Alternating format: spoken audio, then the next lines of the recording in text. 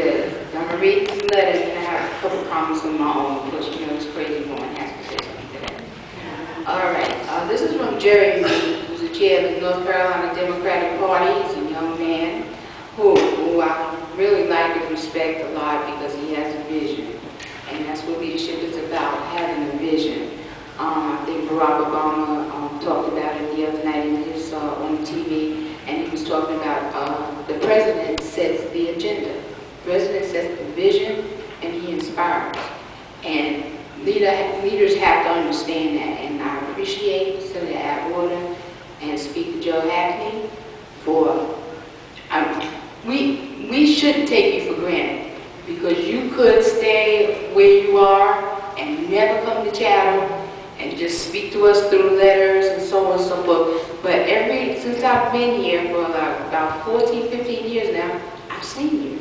I've seen you, and you come and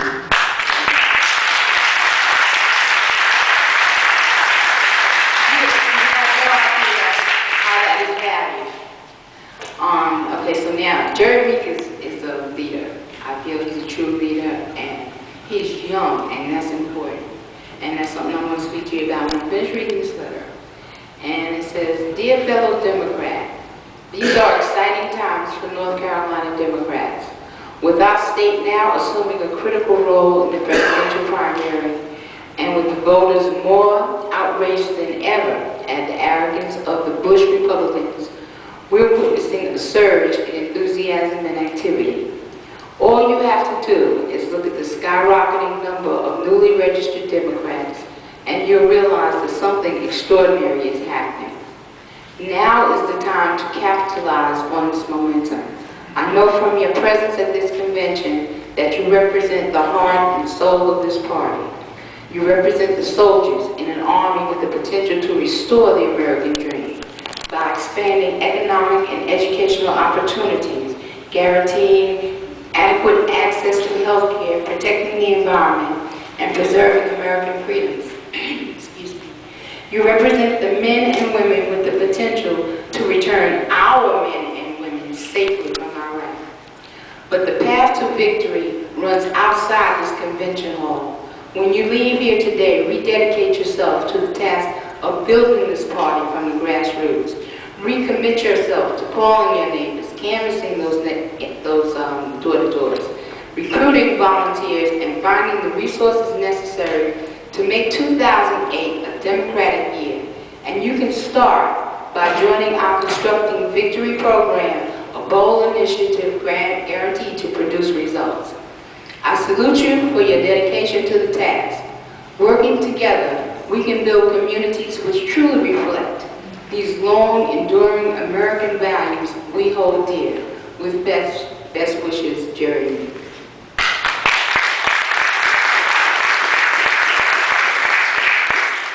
I just want to say a few brief remarks on my own. Do you believe that? Do you believe what this man said? Because, you know, I find that as adults, we have a tendency, especially those that are involved and just involved in so many things, we go to meetings, we hear words, and we hear words, and we hear words. And at some point, those words stop having a meaning because I don't see any action behind the words. Now, when Senator Atwater got up here and mentioned how exciting this presidential year is, he said, I know you're all excited. I heard nothing, you know, a very slight assent. And I understand, I've been thinking about it because I get up here and I talk. Let me just say something to you. I'm a Democrat, a lifelong Democrat, okay? And when I lived in New York, you know, I was a Democrat during the 70s and what have you, when it was really wild. I'm used to like a lot of activity, religious activity and what have you. But that really isn't bottom line for me, for being a Democrat.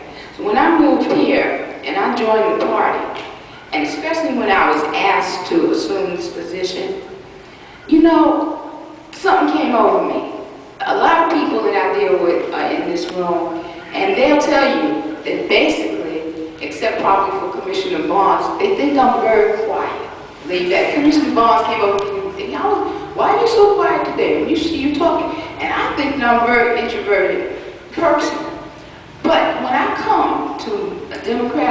committee executive meeting, somehow or another, it goes through me. I feel I'm in the room with people who share the same universal values that I do.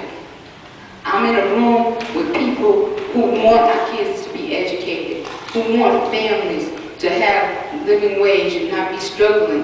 I mean, right now I'm watching little old women walk into the drugstore and pulling $80 out for a prescription, and I know that person is making a choice between paying for that prescription and getting something to eat that night. And we are Americans. We shouldn't have to live like that. And the only way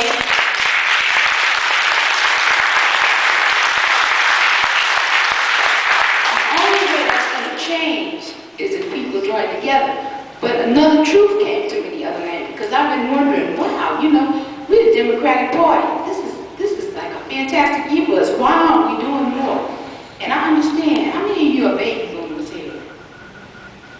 I'm a baby boomer. Okay, I'm a baby boomer. So the other people that are not raising their hands are before me or after me? Okay, well, I realized, when I look out on the audience, we're all mature people. We have age issues that we're dealing with. We have medical problems that we're dealing with, and we just don't have the energy that we used to have when we were younger, when we first became engaged in the Democratic Party. Okay? So I'm hoping, and I know that I'm going to get backup from the chair and the first vice chair and the third vice chair on this, that we start to engage our young people. I mean, really.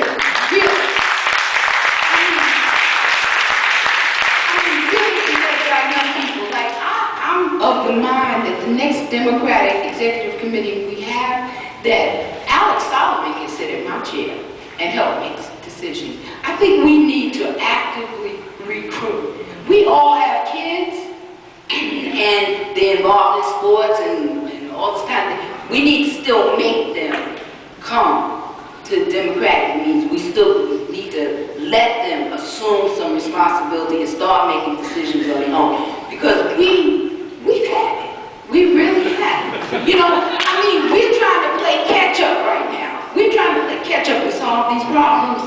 That's right. But we don't have it. We don't have it physically. And we don't even have it mentally anymore. And we need some new blood. We need some new ideas. And we need a new way of doing things. Okay? Because just coming to meetings and sitting down and then getting up and going on, it's not accomplishing anything.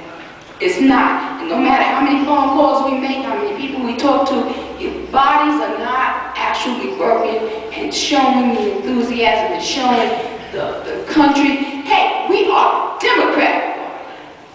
It's not, nothing's going to change. And we're just going to be sitting around complaining. So please, I'm asking everybody, whatever children you know, nieces, nephews, grandchildren, what have you, if they're of age, bring them in here, make them come. They might get mad at you. I know my granddaughter gets, Grandma, I don't have time. Yeah, you do have time. Yeah, you do have time. And I made that clear, and that's the way it's going to be from now on.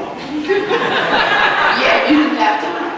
So I'm asking everybody to do that and see how many young people we can bring to our next executive committee meeting, and let them get up here and sit down and ask them some questions. Ask them what they're interested in. What kind of issues do you have that we can support you on?